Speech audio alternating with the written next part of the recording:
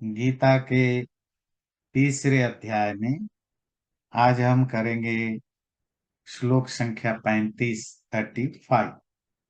अभी तक जो डिस्कशन था बड़ा इंटरेस्टिंग 33 और 34 में, कि व्यक्ति जो कुछ भी करता है उसकी जो प्रकृति है, उसकी जो नेचर है, उससे कंपेल्ड होकर के, मजबूर होकर करता है।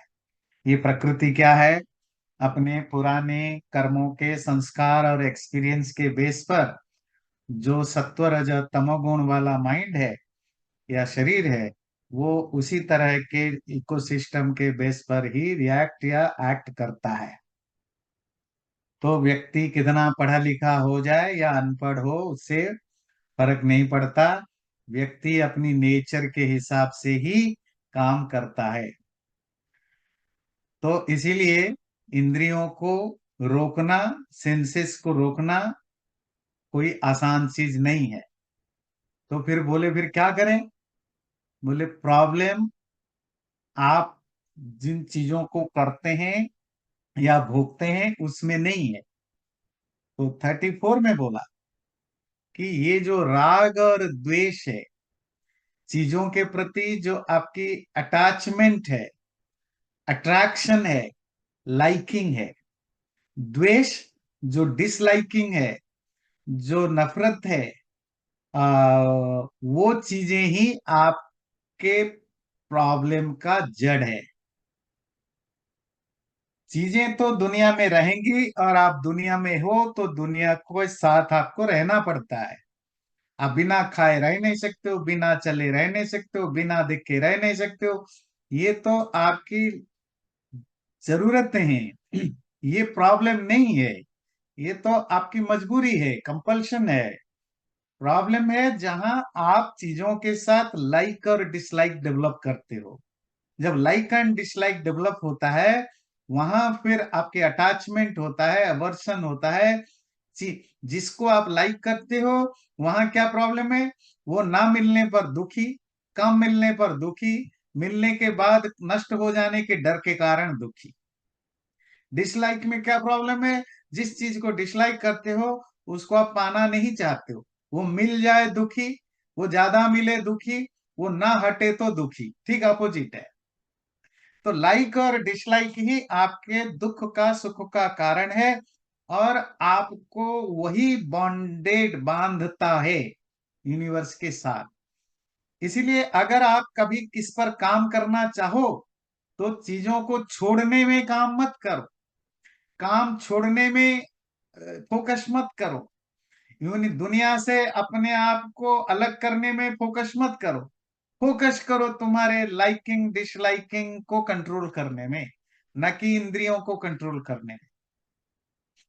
अगला श्लोक जो है वो उससे रिलेटेड है और बड़ी इंटरेस्टिंग है। और श्लोक है, श्रेयान् स्वधर्मो विगुणः परधर्मात् स्वनुष्ठितात् स्वधर्मे निधनं श्रेयः परधर्मो भयावह। स्वधर्म, तुम्हारी अपना जो धर्म है, वो कितना भी विगुण हो, फॉल्टी हो, गलत हो, वो तुम्हारे लिए श्रेय है, श्रेष्ठ है, बेटर है। परधर्मात् सु अनुष्ठिता, दूसरे का धर्म को कितने भी बढ़िया ढंग से इंप्लीमेंट करो, प्रैक्टिस करो, उससे बेटर है कि अपने धर्म का को पालन करना। स्वधर्मे निधनम श्रेय, अपने ही धर्म में रहते हुए मर जाना बेटर है। परधर्मो भयावह, दूसरे के धर्म का पालन करना डेंजरियस है, खतरनाक है। शब्द है स्वधर्म और परधर्म। एक तो आप लोग तो प्रबुद्ध हो, समझदार हो, क्लासेस में आते हो, आपकी थोड़ी क्लैरिटी हुई होगी। पर आम हिंदुओं में, मैं सिर्फ हिंदुओं की बात कर रहा हूं, तो हम जब धर्म की बात करते हैं, लोग उसको ट्रांसलेट करते हैं रिलीजियन के रूप में। जो पूजा पाठ बिलीफ सिस्टम है उसी को धर्म कहते हैं। हमारे शास्त्रों में उन चीजों को धर्म नहीं कहा गया है। जो आप पूजा पाठ करते हो, जो आपकी फेथ है, जो आपकी ट्रस्ट है कि जब मैं इसको भगवान मानता हूँ, ये मानता हूँ, ये करता हूँ, ऐसे पूछता हूँ, मेरा शादी ब्याह ऐसे होता है, ये सब धर्म, इनको धर्म नहीं कहा। धर्म किसको कहा? जो किसी भी चीज की नेचर है, प्रॉपर्टी है। लोहे का धर्म है, जो लोहे की प्रॉपर्टी है, जो लोहे की कैरेक्टरिस्टिक है, जो लोहे का नेचर है, वो लोहे का धर्म है। पानी की जो नेचर है, जो कैरेक्टरिस्टिक है, वो पानी का धर्म है। हर वस्तु, वो जड़ हो या चेतन हो, इनसेंटिएंट हो या सेंटिएंट हो, उनमें जो भी नेचुरली इनबिल्ट नेचर है, उसी को धर्म कहा जाता है हमारे यहाँ। ये तो पहला धर्म का एस्पेक्ट है। धर्म की जो दूसरी एस्पेक्ट है वो है कि जो हमारे ऑब्लिगेशंस हैं, ड्यूटीज हैं, towards what, towards everything, towards this cosmos, ब्रह्मांड के तरफ। जैसे इस ब्रह्मांड में तुम्हारा शरीर भी आता है, your body also part of this cosmos. तो तुम्हारे अपने लिए जो तुम्हारी ड्यूटीज है वो तुम्हारा धर्म है। तुम्हारे फैमिली के लिए जो तुम्हारी ड्यूटीज है वो तुम्हारा धर्म है। तुम्हारी सोसाइटी के लिए जो तुम्हारी ड्यूटीज है वो तुम्हारा धर्म है। तुम्हारे देश के लिए जो तुम्हारी ड्यूटी है वो तुम्हारा धर्म है। ओवरऑल ह्यूमैनिटी के लिए जो तुम्हारी ड्यूटी है वो तुम्हारा धर्म है। ओवरऑल नेचर के लिए जो तुम्हारी ड्यूटी है वो तुम्हारा धर्म है। क्योंकि you are the part of the whole cosmos existence. पूरी सत्ता का तुम एक अंश हो। तो तुम्हारा उन सब के प्रति जो ऑब्लिगेशन से ड्यूटीज है उसको भी धर्म कहा गया। उस धर्म का एक एस्पेक्ट हमारे शास्त्रों में बताते हैं। जैसे मनुस्मृति लिखते हैं कि जो यूनिवर्सल वैल्यूज है उसको धर्म की कैटेगरी में रखा। धृति, क्षमा, दमो, स्तेयम, शौचमिंद्रिय निग्रह, धीर, विद्या, सत्यम, अक्रोधो, दशकम धर्म लक्षणम। क्या मतलब है? धीरज रखना, पेशेंस रखना, माफ करना, फरगिव करना, चोरी ना करना, झूठ ना बोलना, अपनी सेंसेस को कंट्रोल रखना, माइंड को रेगुलेट रखना, अपनी विजडम बुद्धि को बढ़ाते रहना, विद्या लर्निंग, दुनिया में चीजों को जानना, जानते रहना, सच बोलना, ऑनेस्ट रहना, गुस्सा ना करना, आदि आदि आदि। ये सब धर्म के कैटेगरी में ये भी धर्म के कैटेगरी में। ये आपकी कंडक्ट है, बिहेवियर है। तो आपका कंडक्ट अपने लिए और दूसरों के लिए कैसा हो, उसको ये 10-12 चीजों के द्वारा क्लासिफाई किया गया। और जिसको आम भाषा में, आम लैंग्वेज में हम कहते हैं वर्च्यूज या वैल्यूज। ये वर्च्यूज या वैल्यूज को कैसे डिफाइन करेंगे? जो मेरे और मेरा जो कनेक्शन है पूरे ब्रह्मांड के साथ, मेरे कारण ब्रह्मांड का कोई भी चीज को नुकसान ना हो, ऐसा बिहेवियर को वैल्यू, वर्च्यू या धर्म कहा जाता है। मेरे उस बिहेवियर से जो ब्रह्मांड के किसी भी चीज को नुकसान पहुंचता हो तो वो अधर्म या पाप या सीन कहा जाता है, हिंदू धर्म के, सनातन धर्म की दृष्टि से। और जब मैं कहूं किसी का नुकसान, मतलब इंक्लूडिंग योर सेल्फ, तुम भी पार्ट ऑफ दैट हो। तुम्हारी फैमिली भी इस ब्रह्मांड का एक अंश है। ये समुंदर, पहाड़, पानी, हवा, झरना, ये भी पार्ट ऑफ कॉस्मस है। ये देश, इसकी गवर्नमेंट ये भी उसकी हिस्सा है। तो इन सबका तुम्हारे कारण किसी को नुकसान ना पहुंचे, ये वैल्यूज है। और अगर तुम्हारे जिन व्यवहारों से नुकसान पहुंचता है वो सब अधर्म है। धर्म अधर्म क्लियर हुआ। अब आते हैं, ये जो धर्म है इसको दो तरह से हमारे शास्त्रों में बांटा गया। एक बोला गया जो तो कॉमन है, जनरल है, जो हर किसी को फॉलो करना चाहिए। वो कोई भी टाइम हो, कोई भी प्लेस हो, कोई भी सिचुएशन हो, everyone has to follow this things. एक बड़ा इंटरेस्टिंग और धर्म है, धर्म का एक और स्वरूप है, जो गीता में अभी आपने 35 में पढ़ा, वह है स्वधर्म। वो क्या है? इन सबको लाइफ में तो इम्प्लीमेंट करना है। जो वर्च्यूज या वैल्यूज है, जो मोरालिटी है, एथिक्स हैं, ये तो है ही जनरल चीजें। पर मेरे अपने जीवन में अपनी अलग अलग स्टेट ऑफ लाइफ, सोसाइटी में मेरे जो अलग अलग पोजीशन है, उसके हिसाब से मेरे कुछ पिकुलर धर्म है, जो टाइम टू टाइम चेंज होता है, प्लेस टू प्लेस चेंज होता है। सपोज मैं एक इंसान हूं, मेरे पेरेंट्स हैं, तो मेरे पेरेंट्स के प्रति एज ए सन और डॉटर जो मेरी ड्यूटीज हैं वो पुत्र धर्म है।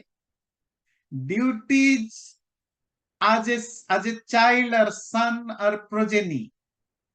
पर वही मैं जब मैरिड हूं, मेरा जो स्पाउस है, पति या पत्नी, उसके प्रति भी मेरे कुछ ड्यूटीज या रिस्पॉन्सिबिलिटीज है। वो मेरा पति धर्म या पत्नी धर्म है, ये दोनों डिफरेंट हैं।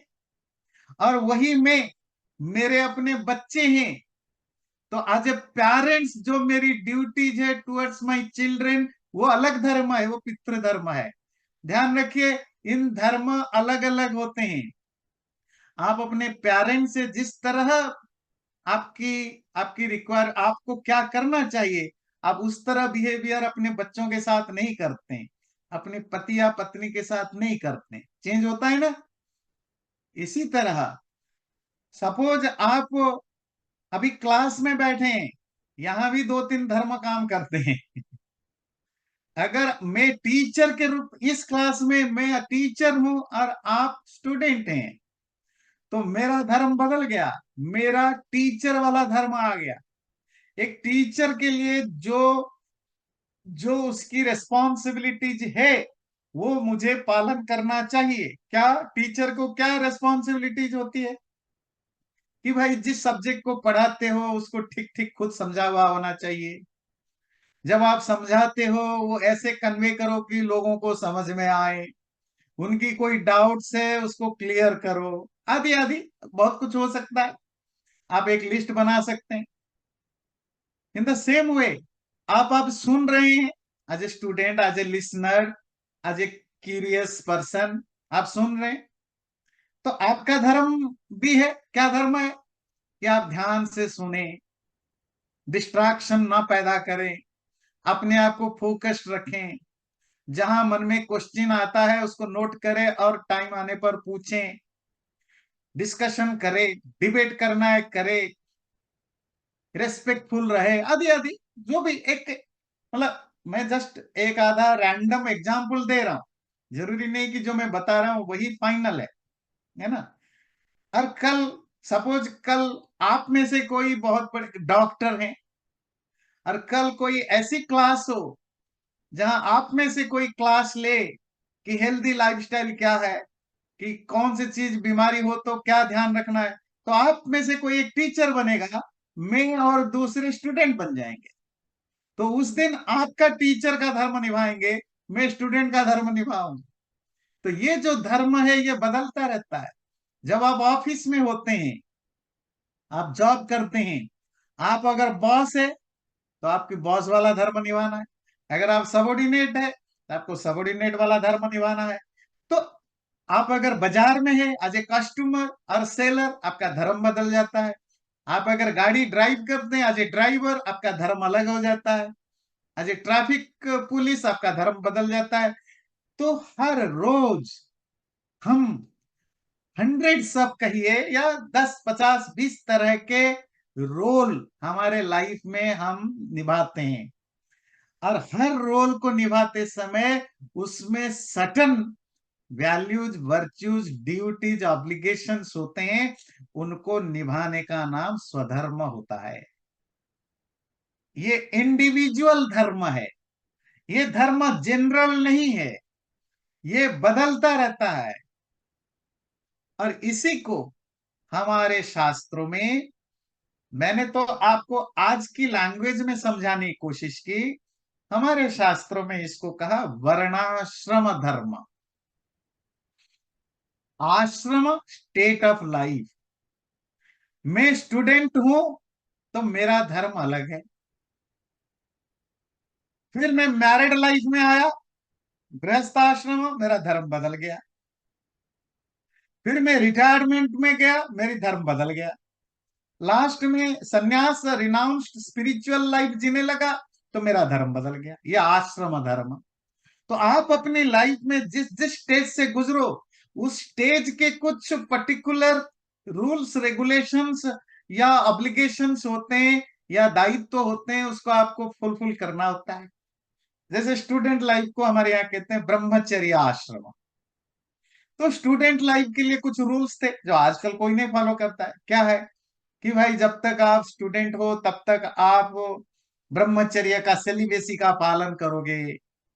आप अपनी अपोजिट जेंडर के लोगों से ज्यादा क्लोज नहीं मिलोगे। अब तो खैर 12-14 साल के बच्चों की गर्लफ्रेंड बॉयफ्रेंड हो जाते हैं, खैर दैट्स ए डिफरेंट थिंग। मैं उस पर क्वेश्चन नहीं उठा रहा हूं, पर प्राचीन काल में नियम थे, है ना? नहीं, अपने गुरु को रेस्पेक्ट करना, पढ़ाई पर फोकस करना, हेल्थ पर फोकस करना, है ना, लर्निंग और स्किल डेवलप पर फोकस करना, ये तुम्हारा धर्म था। पर जैसे ही तुम्हारी स्टूडेंट लाइफ खत्म हो गई, अब आप गृहस्थ आश्रम में आए। गृहस्थ आश्रम, house holder life, married life, आपका सारा का सारा ड्यूटी धर्म बदल गए। अब आप सेलिबेसी पालन करना अधर्म हो जाएगा। अब आप मैरिड हो तो सेलिबेसी पालन करोगे तो कैसे चलेगा? तो सेलिबेसी करना ही था तो ब्रह्मचर्य पालना था, तो फिर शादी क्यों की? प्रॉब्लम हो गया ना। देखिए, वही चीज गलत हो जाता है एक सर्टन टाइम पर, वही चीज अच्छा होता है एक सर्टन टाइम पर। स्टूडेंट लाइफ में आप पैसा नहीं कमा सकते हो, खर्च कर सकते हो, पर गृहस्थ आश्रम में पैसा कमाना इज धर्म। स्टूडेंट लाइफ में पैसा कमाना अधर्म। बात समझ में आती है? आश्रम के हिसाब से, स्टेज ऑफ लाइफ के हिसाब से आपकी धर्म बदल जाते हैं। अगर आप जज बने, पुलिस बने, तो अगर आप जज, पुलिस, राजा, एडमिनिस्ट्रेटर बने, हिंसा, वायलेंस, ध्यान रखिएगा, रेगुलेटेड वायलेंस इज योर धर्म। आपको वायलेंस करना है जहां जरूरत पड़े। एक जज अगर क्रिमिनल को पनिशमेंट नहीं देगा, तो सोसाइटी में वो जो जो ऑर्डर कैसे, सोशल ऑर्डर कैसे एस्टेब्लिश होगा? तो जज का काम है क्रिमिनल को पनिशमेंट दे। पनिशमेंट क्या होता है? वायलेंस होता है, हिंसा होती है। जो पुलिस ऑफिसर है, वो क्रिमिनल्स को, गलत काम करने वालों को पनिश करता है। ये पनिश करना अपने आप में वायलेंस है। पर अगर पुलिस ऑफिसर, जज वायलेंस ना करे, ये उसका पाप है। पर वही व्यक्ति कल सन्यासी बन जाए कहे कि नहीं, मैं संसार से, मुझे कोई लेन देन नहीं है, मुझे परमात्मा की खोज में जाना है, तो छोटी सी छोटी वायलेंस भी उसके लिए पाप होता है। सेम पर्सन है। मुझे समझ में आती है? और एक राजा अगर सन्यासी की तरह बिहेव करे, तो वो पाप है। सन्यासी क्या, सब, सबके प्रति बराबर भाव रखो, किसी के साथ हिंसा मत करो, वायलेंस मत करो, सब परमात्मा के ऊपर छोड़ दो, सब परमात्मा करेंगे। सोचिए, अगर आपकी देश का प्रेसिडेंट, प्राइम मिनिस्टर, गवर्नर इस तरह के एटीट्यूड रखे, आपकी सोसाइटी का क्या हाल होगा? क्रिमिनल्स पकड़े जाएं, रेपिस्ट पकड़े जाएं, और आपके हेड ऑफ द इंस्टीट्यूशन कहें देखो ह्यूमैनिटी, हिंसा करना पाप है, छोड़ दो। आप माफिया को छोड़ दोगे, क्रिमिनल को छोड़ दोगे, रेपिस्ट को छोड़ दोगे, चोर को छोड़ दोगे, तो सोसाइटी सरवाइव कर सकता है? केओस हो जाएगा। तो राजा अगर सन्यासी की तरह बिहेव करे, वो पाप है। ये ध्यान रखिए, जो श्लोक आप समझने जा रहे हैं ऑलमोस्ट क्लोज हो चुके हैं आप। राजा का जो स्वधर्म है, कितना भी खराब हो, उसी को पालन करना ही उसके लिए बेस्ट है। सन्यासी का धर्म कितना भी अच्छा हो, कितना भी ग्रेट हो, क्योंकि सन्यासी नॉन वायलेंट होता है। सच्चा ऑनेस्ट होना जरूरी है सन्यासी के लिए। सन्यासी के लिए जीरो जीरो ऑप्शन है झूठ बोलने का। राजा के लिए, राजा अगर झूठ ने सच बोलने लगेगा 24/7, यकीन मानिए देश देश जिंदा नहीं रहेगा। हर गवर्नमेंट में, वो जब राजा होते थे, या डेमोक्रेसी है या ऑटोक्रेसी है या किंगडम है, राजाओं को, रूलर्स को एक ओथ के दिलाया जाता है। पता है क्या ओथ है? Oath of secrecy. आप कुछ चीजें किसी को नहीं बता सकते। अगर आप बताने लग जाएं कि हमारे एटम बम की ट्रेजरी कहाँ रखा है, हम कल रात सुबह कौन सा बिल लेकर आने वाले हैं, हमारी आर्मी की क्या पोजीशन है, सोचिए आपका देश का क्या हालत होगा। बात समझ में आती है? राजा को सीक्रेट झूठ बोलना जरूरी है इन सर्टन कंडीशन। राजा को हिंसा करना जरूरी है in a certain condition. It is part of his job. अगर राजा को लगे ये सब बुरी चीजें हैं, मैं नहीं कर सकता, मुझे सन्यासी की तरह रहना है, तो वो पूरे समाज का, देश की बर्बादी का कारण बनेगा। और वही राजा कल सब छोड़ छाड़ देता है। अब वो कहता है मैं स्पिरिचुअल पाथ पर चल पड़ा, मैं सन्यासी बन गया। अब वही, जैसे ही वो सन्यासी रास्ता अपनाएगा, अब उसके लिए वही हिंसा पाप बन जाएगा, वही झूठ बोलना पाप बन जाएगा। बात समझ में आ रही है? एक टीचर एक टीचर जब डॉक्टर के तरह बिहेव करने लगे, तो वो अधर्म है। अधर्म समझते हैं? सीन है, पाप है। एक डॉक्टर जब जब स्पिरिचुअल पर्सन की तरह बिहेव करे, वो पाप है। स्वधर्म, तुम्हारी जो ड्यूटीज है, जिस जॉब, प्रोफेशन, सोशल स्टेट तुम्हारे पास है, उसके अकॉर्डिंग तुम्हारा बिहेवियर होना, कंडक्ट या आचरण होना तुम्हारा स्वधर्म है। उस धर्म में कितनी भी गड़बड़ियां हो, तुम्हारे लिए वही बेस्ट है। दूसरे का धर्म कितना भी अच्छा लगे, तुम्हारे लिए वो बुरा है। बात क्लियर हुई? डॉक्टर को सर्जरी करनी पड़ती है, काटनी पड़ती है, एनास्थेसिया देना होता है, कभी कभी पेशेंट मर भी जाता है। तो डॉक्टर सोचे इसमें बहुत सारा रिस्क है, कभी कभी कोई हमारे कारण मर भी जाता है। तो मुझे डॉक्टर के करते समय, अब मैं क्योंकि विपासना करने गया और पता नहीं क्या क्या मेडिटेशन करने गया, और वहां मुझे पता चला हिंसा महापाप है, मैं तो सर्जरी नहीं करूंगा। मैं तो जज नहीं, जज में बैठ करके भी मैं किसी को पनिश नहीं करूंगा। मैं पुलिस ऑफिसर होकर भी किसी क्रिमिनल को जेल में नहीं डालूंगा। तो तुम स्वधर्म को कंप्रोमाइज करके परधर्म, दूसरे को धर्म को अपनाने की कोशिश करते हो, तो तुम पाप करते हो। ये तुम्हारे लिए भी नुकसान है। और तुम्हारे कारण हजारों लाखों लोगों का भी नुकसान है। तुम जग बदल दो, जग छोड़ दो। अर्जुन की क्या प्रॉब्लम थी? स्वधर्म में कंफ्यूजन था। अर्जुन कौन है? सैनिक है, सोल्जर है। अर्जुन कौन है? वॉरियर है। अर्जुन कौन है? राजा है। अर्जुन कहाँ खड़ा है? लड़ाई के मैदान में। क्यों खड़ा है? लड़ने के लिए।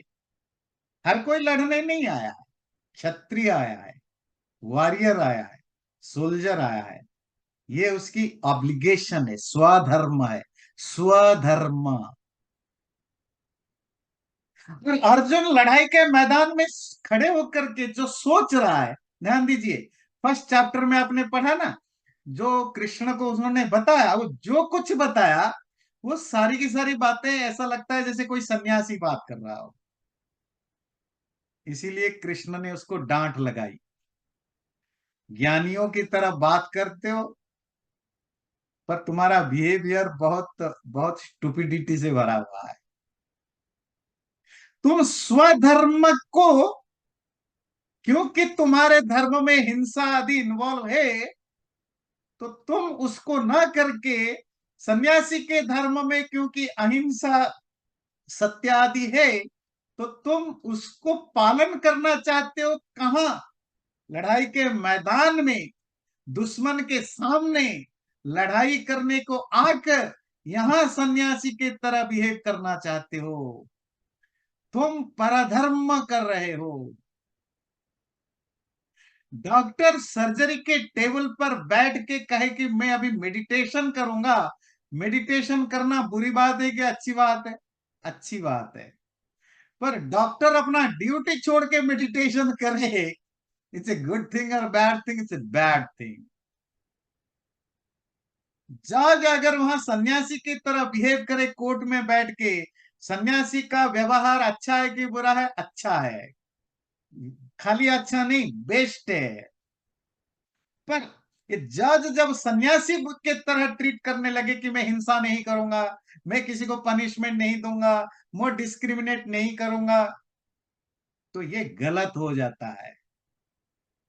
इसी तरह सन्यासी जब पॉलिटिकल लीडर की तरह बिहेव करे, जज की तरह बिहेव करे, पुलिस ऑफिसर की तरह बिहेव करे, तो सन्यासी के लिए ये गलत होता है।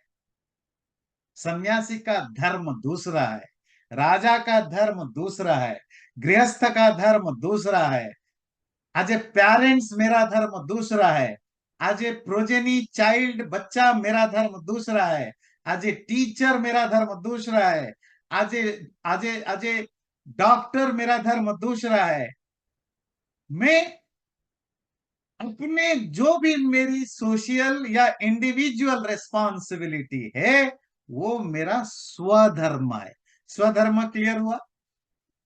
और स्वधर्म में कितना भी खराब हो, उसमें टिके रहना तुम्हारे लिए अच्छा है।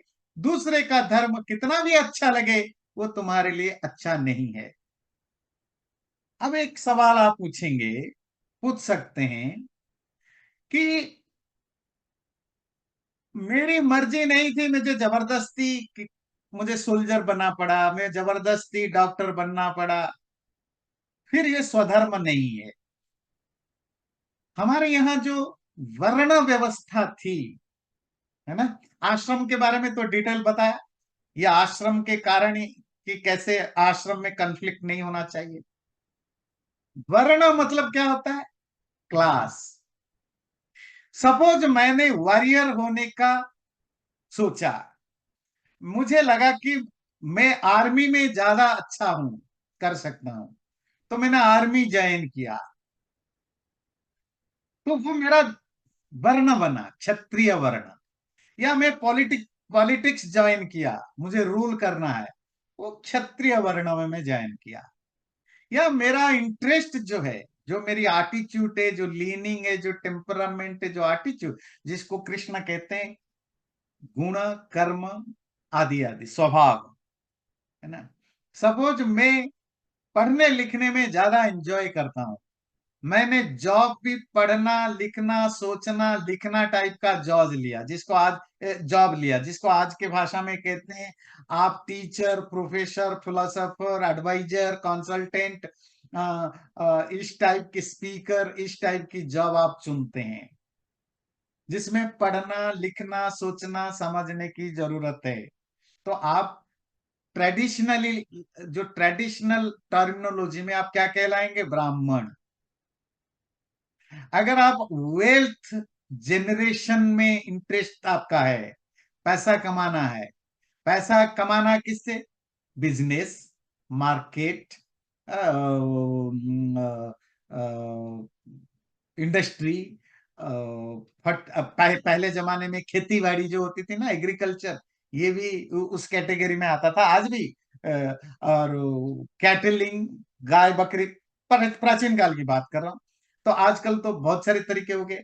अगर आप वेल्थ जनरेशन में आपको इंटरेस्ट है, तो आपको प्राचीन भाषा में कहा जाता था वैश्य है। जिसको पढ़ाई लिखाई है नहीं, जिसको एजुकेशन जिसका नहीं हो पा रहा है, जिसको कोई रूल करना, डोमिनेट करने में इंटरेस्ट नहीं है, या उसमें एबिलिटी नहीं है, मतलब जो क्षत्रिय नहीं है, पढ़ना लिखना में इंटरेस्ट ना होने से ब्राह्मण नहीं है, वेल्थ जनरेशन में उसकी स्किल इंटरेस्ट ना होने से वैश्य नहीं है, ऐसे लोग क्या काम करते हैं? जो बचा हुआ काम, सर्विस का काम, सेवा का काम, दूसरों के वहां जाकर के काम करना, जिसको कहा गया शूद्र।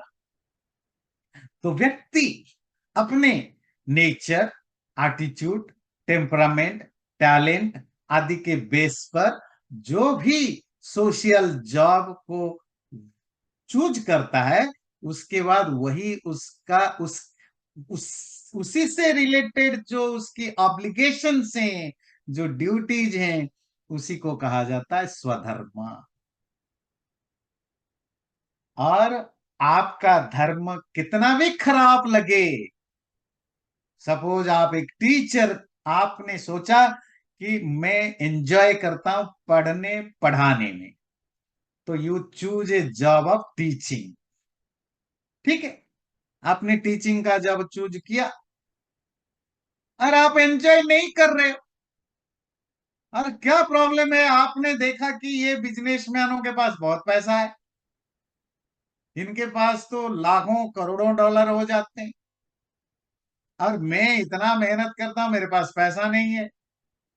तो आपने कहा कि नहीं, मैं तो बिजनेस करूंगा। पर आपकी जो टेम्परामेंट है, जो आपकी नेचर है, वो तो पढ़ने पढ़ाने वाली है। और आपने खुद चूज किया कि मैं टीचर बनूंगा। आप टीचर प्रोफेशन में रह करके बिजनेस शुरू करेंगे। बिजनेस बुरी चीज नहीं है, बहुत अच्छी चीज है। पर as a teacher, teaching professional, आपके लिए ये परधर्म है, and it's very bad for you. As a businessman, if you want to teach, ये परधर्म है, इट्स बैड फॉर यू। जो धर्म आपने चूज किया, उस पर टिके रहो। दूसरे को दूसरे का काम करने दो। दूसरे का काम कितना भी अच्छा लगे, तुम्हारे लिए वो अच्छा नहीं है। सधर्म, अब श्लोक देखिए। श्रेयान स्वधर्मो भी गुण, बात समझ में आई? जो तुम्हारा स्वधर्म है, जो तुम्हारे अपने नेचुरल ड्यूटीज है, जो तुमने खुद चूज किया है, वो कितना भी लगे कि ये बेकार है, वो तुम्हारे लिए श्रेय है, बेटर है। परधर्मात् स्वनुष्ठितात्, दूसरे का धर्म कितना भी लिक्रेटिव हो, अट्रैक्टिव हो, अच्छा लगे, वो तुम्हारे लिए अच्छा नहीं है।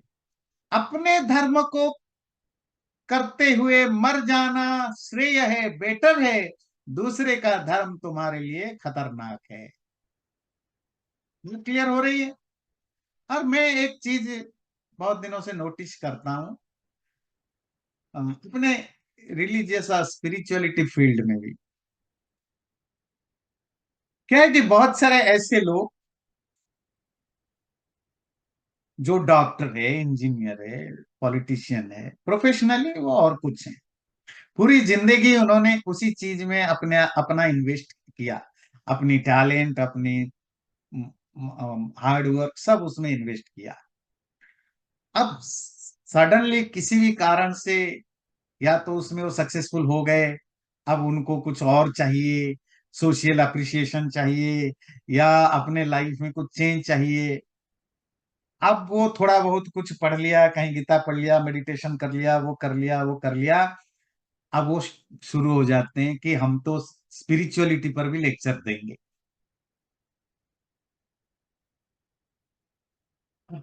पूरे दुनिया में, खास करके हिंदू धर्म में आज के डेट में 60-70% जो अपने धर्म के बारे में बोलने वाले स्पीकर हैं, वो ऑथेंटिक ऑथोरिटी नहीं है। उनकी उनकी पूरी लाइफ उस चीज में नहीं बीता। वो स्वधर्म, उनको लगा ये जो स्पिरिचुअलिटी की बातें हैं ये ज्यादा लिक्रेटिव है, ज्यादा अट्रैक्टिव है, लोग उसे होते हैं, तो उन्होंने उसको इसीलिए चुना क्योंकि उसमें रेस्पेक्ट है, उसमें ये है। और उसका परिणाम हुआ, क्योंकि हाफ बेक्ड नॉलेज के कारण उन्होंने लोग, करोड़ों करोड़ों लोगों को हाफ ट्रूथ, झूठ नहीं, हाफ ट्रूथ को ऐसे उन्होंने सर्व किया, सोसाइटी में धर्म के बड़े सारे नुकसान हुए। मैं आपको एक छोटी सी इंडिविजुअल एक्सपीरियंस देके आगे बढ़ूंगा। तो मैं दिल्ली में एक गुरुकुल में पढ़ाता था। तो वो गुरुकुल जो है वो दिल्ली के जो एम्स है, ऑल इंडिया मेडिकल इंस्टीट्यूट है, उसके ठीक पास है। तो वहाँ एक डॉक्टर साहब हैं, वो प्रोफेसर हैं अपने फील्ड के, कौन मेरे ख्याल से कार्डियोलॉजी के प्रोफेसर है जो भी है। तो वो इस्कॉन से जुड़े हुए थे।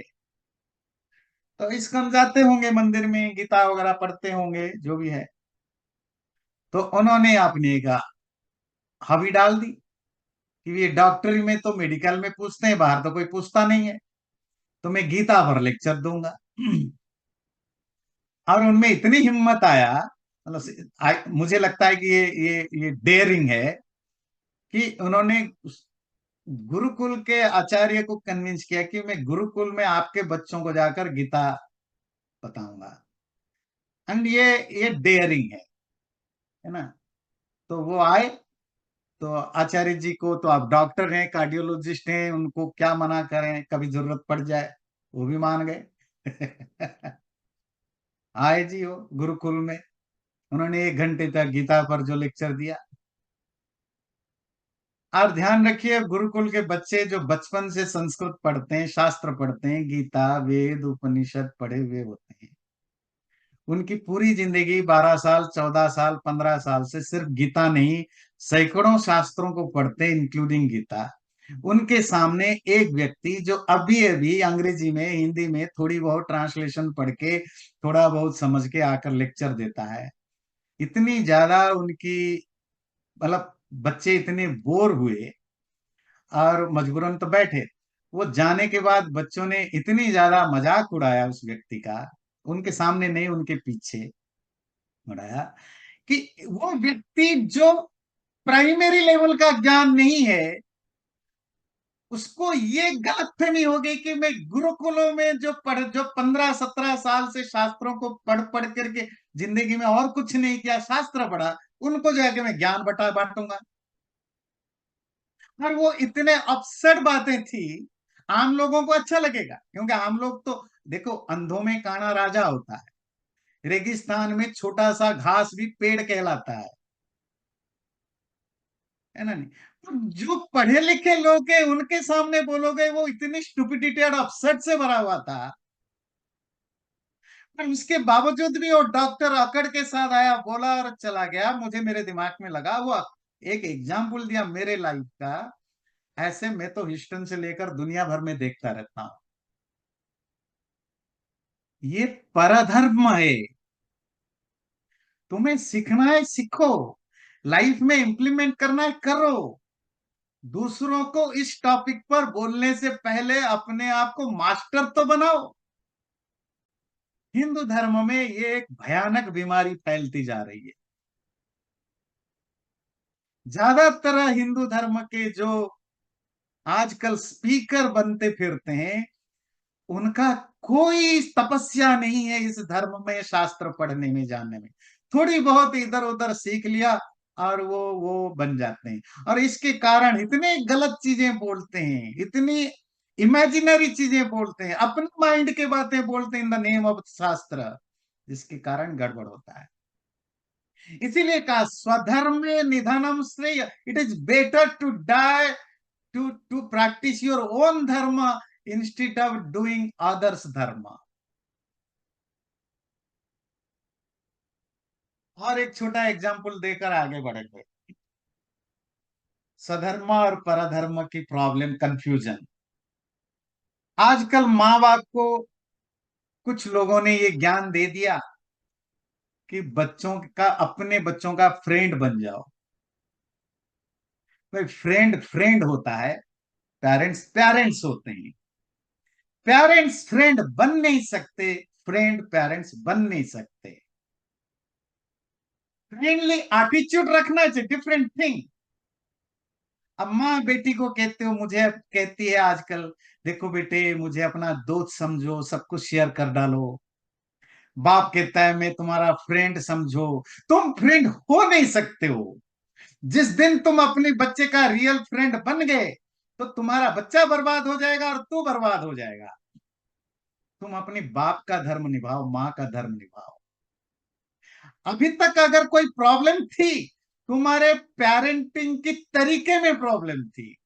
तुम बहुत इगोइस्टिक थे, बहुत ढीठ थे।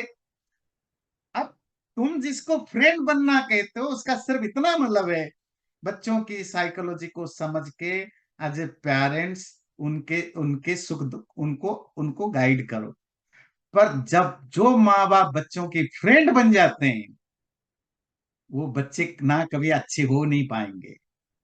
बच्चों को माँ बाप की जरूरत है, उनको फादर मदर की जरूरत है, और फ्रेंड की भी जरूरत है। वो कभी भी अपने फ्रेंड्स को पेरेंट्स नहीं बना सकते, वो कभी भी अपने पेरेंट्स को फ्रेंड नहीं बना सकते। पर ये नए जमाने के पेरेंट्स को एक लत लगी है, बीमारी आजकल, कि हम अपने बच्चों के फ्रेंड बनेंगे, और वो हमेशा फेल होंगे। क्यों? स्वधर्मे निधनम श्रेय, पर धर्मो भयावह। तुम्हारा धर्म है पेरेंट्स का धर्म। फ्रेंड तुम कभी नहीं बन सकते हो, पर तुम जबरदस्ती आर्टिफिशियली अपने अंदर फ्रेंडशिप लाने की कोशिश करते हो, कि मैं बच्चे के साथ बैठ के शराब पीऊंगा तो मैं बच्चे का दोस्त बन जाऊंगा। मैं अपने दो बच्चे के साथ बैठ करके सिगरेट पीऊंगा तो मैं बच्चे का फ्रेंड बन जाऊंगा। मैं अपने बच्चे के साथ बैठ के extra marital affair, love, romance की बात करूंगा तो मैं फ्रेंड बन जाऊंगा। तो मैं बच्चे को ये, इससे आप पेरेंट्स नहीं रहे, आपके प्रति उनकी जो थोड़ी बहुत रेस्पेक्ट भी जो होता है वो भी खत्म हो जाता है। जो भी वो आपकी आपको अपना आइडियल मानते हैं, वो भी खत्म हो जाता है। कभी कभी हमारे पड़ोसी बहुत क्लोज हो जाते हैं, वो अपने माँ बाप की तरफ बिहेव करने लगते हैं, डिक्टेट करने लगते हैं। ये क्या होता है? हम कभी कभी वो लाइन भूल जाते हैं, सिल्वर लाइन। स्वधर्म और परधर्म, मेरी यहीं तक लिमिटेशन है, यही मेरा धर्म है। इसके बेयंड में क्रश करूंगा।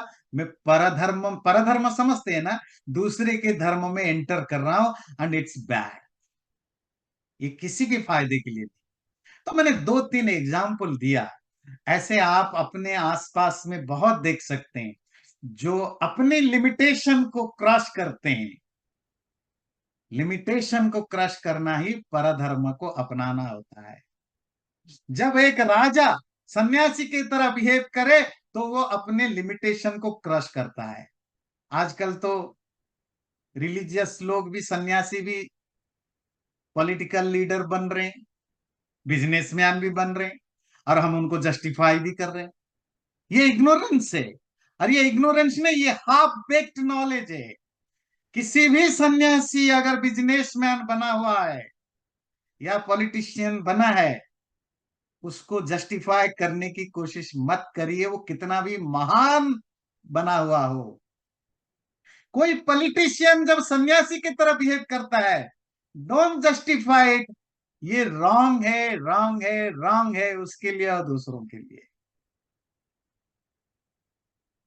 तो बटम लाइन है कि संसार में हर व्यक्ति अपनी टेम्परामेंट, नेचर, स्किल, ट्रेनिंग के बेस पर अपना धर्म, धर्म आप क्लियर हो ना, धर्म मतलब रिलीजन की बात नहीं कह रहा, अपनी जो भी इंडिविजुअल या सोशल जॉब या प्रोफेशन या लाइफ स्टेट को चूज करता है। आपने एक बार उस लाइफ को चूज किया, वो अच्छा हो बुरा हो, आपको वो निभानी पड़ेगी। आप सब पेरेंट्स बन चुके हैं, मोस्ट ऑफ लोग आप पेरेंट्स बन चुके हैं। जब आपके बच्चे स्कूल में होते हैं, या जो जिनके बच्चे अभी स्कूल में हैं, हाई स्कूल में या पास कर चुके हैं, आप सबने एक्सपीरियंस किया होगा कितना डिफिकल्ट होता है वो जो हाई स्कूल गोइंग बच्चे के अंदर जिस तरह के चेंजेस आते हैं। आप उसको, वो आप छोटा बच्चा नहीं है कि आप इसको प्यार से समझाओ या डांटो या मारो समझ जाएगा। तो it's very difficult to handle the teen age, या उस तरह के बच्चों को हैंडल करना कितना मुश्किल होता है। पर ये तुम्हारा धर्म है, तुम उस समय दूसरा धर्म को मत अपनाओ कि नहीं, पेरेंट्स होने के नाते मुश्किल हो रहा है, मैं उसका टीचर बन जाऊं, मैं उसका फ्रेंड नहीं। आपको पेरेंट्स होकर ही उससे डील करना पड़ेगा। बस आपका तरीका बदलनी होगी, आपकी एटीट्यूड बदलनी होगी, पर पेरेंट्स का जो रोल है उसको आप छोड़ नहीं सकते हैं। आप किसी दूसरे के जूता पहन करके आप अपने बच्चे को हैंडल नहीं कर सकते हो। तो यही है इस श्लोक का बड़ा इंटरेस्टिंग मतलब है। दोबारा देखिए, श्रेयान स्वधर्मो विगुण परधर्मात् स्वनुष्ठितात् स्वधर्मे निधनम श्रेय परधर्मो भयावह। सवाल ये है, इससे विश्वामित्र का बड़ा अच्छा एग्जाम्पल है। ऋषि विश्वामित्र क्षत्रिय थे, हम्म। ब्राह्मण बन गए बाद में। हम्म। और जब वो रामचंद्र को लेके जाते हैं अपने साथ ट्रेनिंग के लिए, तो he basically teaches them warfare and everything, all the other stuff as a teacher. So I'm wondering, did he change his मतलब how do you explain that? अच्छा क्वेश्चन पूछा, थोड़ी सी क्लैरिटी बहुत अच्छी आएगी। देखिए, जैसे विश्वामित्र का खूब बढ़िया एग्जाम्पल दिया, वो राजा थे और उनको राजपद से इंटरेस्ट नहीं रहा किसी भी कारण से, तो उन्होंने राजकाज को छोड़ा, सन्यास आश्रम में गए। अब वो सन्यासी बन के ना राजा है ना राजा बन के सन्यासी रहे। तो उन्होंने सन्यास ऋषि तो को कोशिश किया, अटेम्प्ट किया, फेल हुए, जो भी हुआ ट्राई।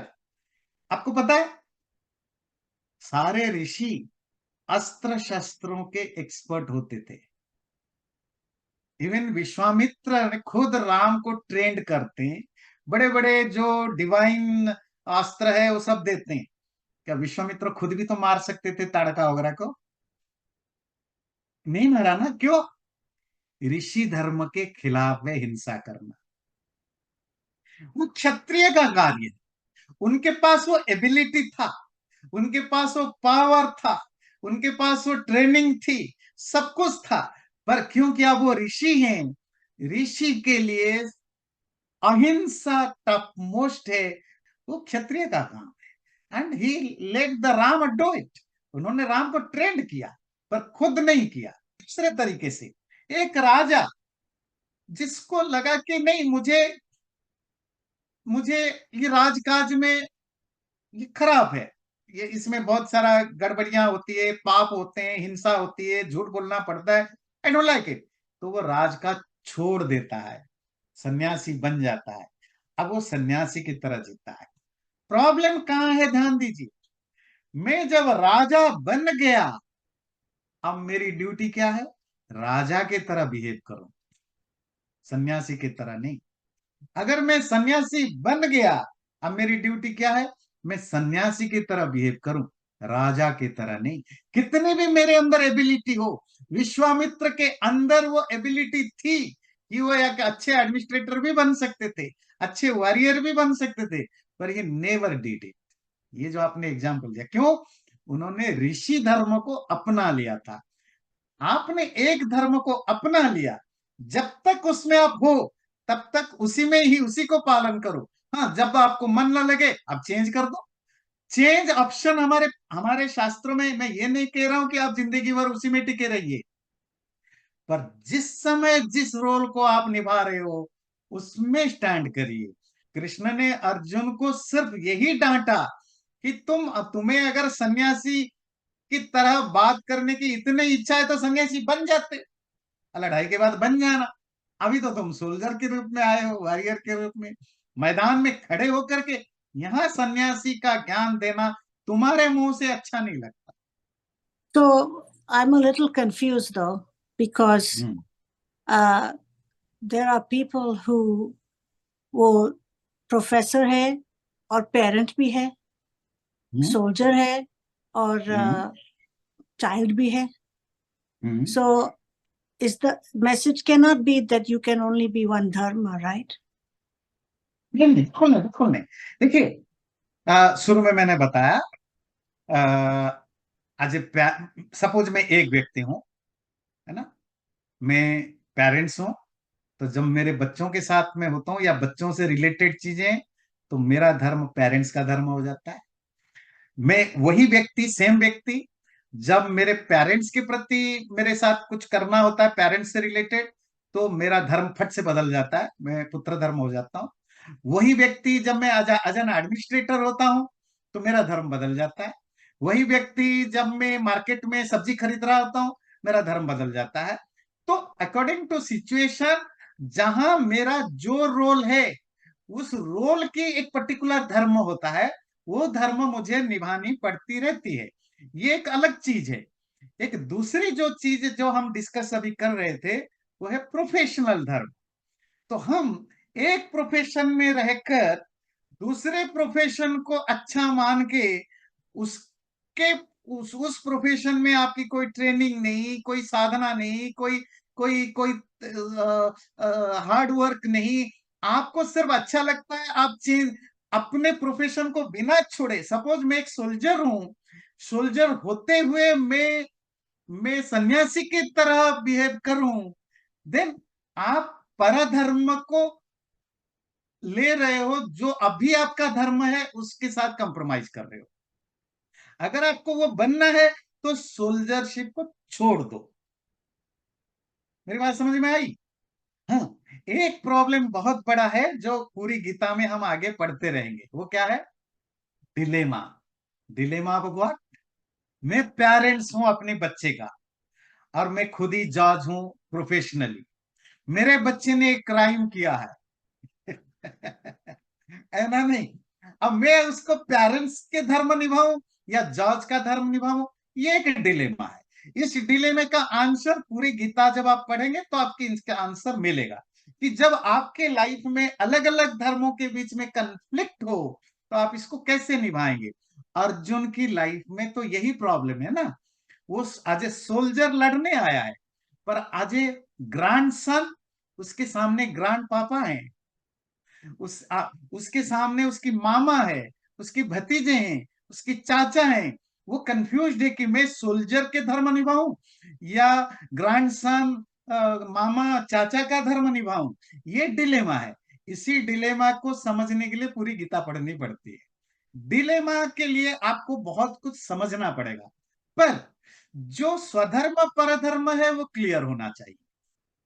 डिलेमा तो होंगे, क्योंकि आपको जब एक ही व्यक्ति घर में झगड़ा होता है, ये जो पापा, ये जो नॉर्मली इंडियन फैमिली में हम क्या देखते हैं, पत्नी और माँ के बीच में वो चूज करना पड़ता है वाइफ का सपोर्ट लो या माँ और बीवी की लड़ाई होती है, तो अब उसको प्रॉब्लम है कि मैं माँ का साथ दूं या पत्नी का साथ दूं? It's a day to day life dilemma and you have to dharma simultaneously. एक ही पोजीशन पर टाइम पर आपकी दो धर्म आ गए, पुत्र भी और पति भी। तो देन आप कैसे करोगे? गीता समझ में आ जाए तो आपको बेटर अंडरस्टैंडिंग रहेगी आप किसका साथ दोगे। चलिए, रेखा जी शायद कुछ पूछना चाहते हैं, हाथ उठाया है या बताना चाहते हैं। हाँ, आपने आचार्य जी बड़े अच्छे तरीके से समझाया धर्म और स्वधर्म और परम धर्म। तो इसके साथ थोड़ा सा मैं सोच रही थी संस्कार कहाँ आएंगे, क्योंकि धर्म तो वैल्यूज हो गई, वर्च्यूज हो गए, तो संस्कार। आचार्य जी, एक थोड़ा सा डेविएशन है from what you are talking exactly. The issue is swadharma. स्वधर्म तो आपने डिस्क्राइब किया, भाई टीचर का है या स्टूडेंट का है, वो होना चाहिए। I am concern, in fact it keeps on coming to me again and again every now and then, the story of Eklavya. He worshipped his guru, and he worshipped his guru without even going to him, and he developed kind of perfection in archery. But here is a guru who tells him to give the thumb. अंगूठा मांग लिया। अंगूठा तो human beings का सबसे distinctive feature अंगूठा है। कोई भी काम हम करते हैं अंगूठा जरूर बीच में आता है। खास करके जो आर्चर होता है उसका अंगूठा तो सबसे मेन इंस्ट्रूमेंट होता है। So did his guru did the right thing? Was he okay, मैं आपका एक एक करके, हाँ, आई गॉट योर पॉइंट। तो पहले रेखा जी के आंसर दे दो। संस्कार और धर्म, इस श्लोक से ठीक पहले आपने जो प्रकृति से रिलेटेड बातें पढ़ी वो संस्कार है कि आपकी, देखिए, आपकी जो टेम्परामेंट है या आपकी जो टैलेंट है या जो आपकी इंटरेस्ट है वो कहां से आता है? आपके संस्कारों से। पास्ट एक्सपीरियंस को ही संस्कार कहते हैं। Past training, past experience, past जो भी है उसी को संस्कार कहते हैं। उसी संस्कार से आपकी इंटरेस्ट, टेम्परामेंट जो भी बनता है, प्रकृति जिसको कहते हैं, उसके अकॉर्डिंग आप लाइफ को जीते हो। आप मैरिज करना चाहते हो, नहीं करना चाहते हो, ये संस्कार के कारण होता है। अगर आप मैरिड हो जाते हो, आपका धर्म बदल गया, मैरिड पर्सन का धर्म। अनमैरिड रहना चाहते हो, धर्म बदल गया, सेलिब्रेसी का धर्म। तो संस्कार के बेस पर आप लाइफ चूज करते हो। अब जो लाइफ आप चूज करते हो उस धर्म को आपको निभाना पड़ेगा। अब फिर वहां जैसे ही आपने एक लाइफ को चूज किया, उसका जो जो ऑब्लिगेशंस हैं, then you have to follow it. Rekha ji, पता नहीं मैंने आंसर दे पाया कि नहीं। हाँ, नहीं समझ गई, मैं समझ गई। अपब्रिंगिंग और सराउंडिंग्स और कुछ भी, सब कुछ उसमें आ जाता है। अपब्रिंगिंग, पास्ट लाइफ की जो कंटिन्यूएशन ऑफ एक्सपीरियंस है वो सब आ जाता है। Thank you. अब आता है मिस्टर खत्री जी का जो सवाल है, बड़ा इंटरेस्टिंग सवाल है। देखिए, ये स्टोरी है महाभारत और रामायण की स्टोरी। ये स्टोरी क्यों बताई गई है? स्टोरी बताई जाती है, क्या सही है गलत है जानो। द्रोण ने जो किया वो गलत किया, ये मैसेज है हमारे लिए। आपको बुरा लगा, मुझे बुरा लगा, सबको बुरा लगा। मैसेज क्या गया कि ऐसा मत करो। दुर्योधन ने द्रौपदी के साथ जो किया वो गलत तो था ही, पर युधिष्ठिर ने जो द्रौपदी के साथ किया वो सही था कि गलत था? वो भी तो गलत था। जब आप बायोग्राफी पढ़ते हैं, हिस्ट्री पढ़ते हैं, जिसमें महाभारत रामायण भी इंक्लूडेड है, पुराण भी इंक्लूडेड है, उसमें क्या स्टोरीज हैं, उसमें अच्छे बुरे हर चीज को बताया गया। एक ह्यूमन बीइंग की गुड साइड, बैड साइड दोनों बताया गया। बताया क्यों गया? कि इनको समझने के बाद जो जो चीजें आपको बुरा लगा उसको अपने लाइफ में नहीं करना, जो चीजें अच्छा लगा उसको जरूर करना। युधिष्ठिर की सच्चाई जरूर प्रैक्टिस में लेना, और युधिष्ठिर की अपनी पत्नी के साथ बिहेवियर उसको नहीं प्रैक्टिस में लाना, क्योंकि आपको खुद पता चला कि ये बुरी चीज है। जैसे आपने खुद कहा, द्रोण ने जो कहा, द्रोण ने जो किया ये बुरा किया। यही मैसेज है। कोई महाभारत में द्रोण की बात को जस्टिफाई नहीं किया गया, तो स्टोरी बता दी गई। आज सब मानते हैं, आप भी मानते हैं, मैं भी मानता हूं, 5000 साल से मानते हैं, व्यास खुद मानते हैं कि drone did a wrong thing, कोई भी गुरु ऐसा ना करे। तो महाभारत रामायण सुहृद संमित में आते हैं, फ्रेंडली एडवाइस में आते हैं, जिसमें आपको स्टोरी आदि के द्वारा, हिस्टोरिकल एविडेंस के, हिस्टोरिकल नरेशन के द्वारा हमें ये मैसेज कन्वे करने की कोशिश की जाती है, डायरेक्टली नहीं कि ये गलत है ये सही है, करा जाता है कि क्या गलत है क्या सही है ये समझो और प्रैक्टिस करो।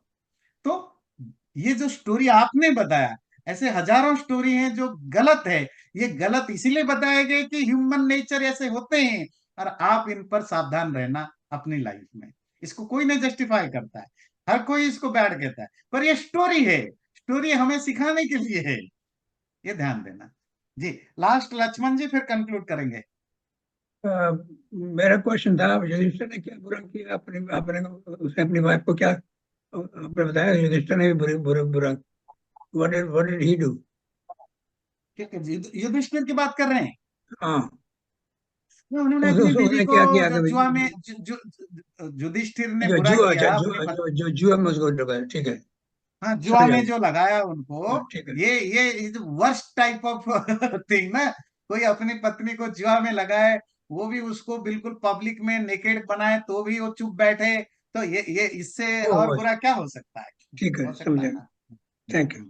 चैनल को सब्सक्राइब जरूर करें और वीडियो अच्छा लगे लाइक भी जरूर करें।